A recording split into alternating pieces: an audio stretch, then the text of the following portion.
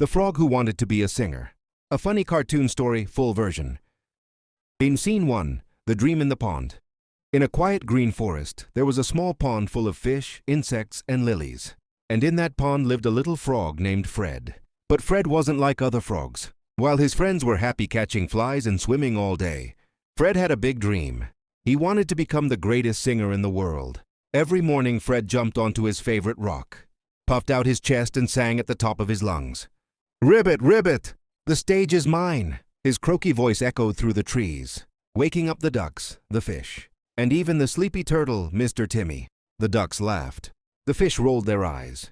The turtle muttered, "Oh no, not again." But Fred didn't care. He believed one day the whole forest would cheer for him.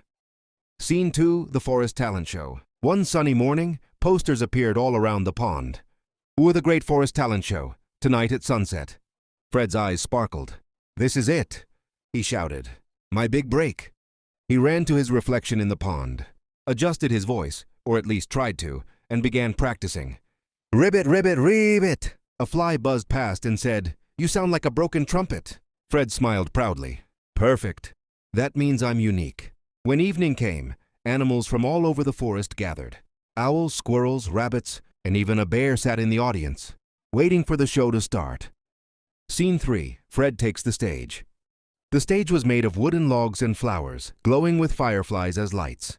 Fred's heart was pounding. He peeked from behind the curtain and saw the crowd. "Don't be nervous," whispered a butterfly. "Just sing from your heart." Fred jumped onto the stage. Spotlights shined on him. He took a deep breath and yelled, "Ribbit! Ribbit! Ribbit!" The crowd froze.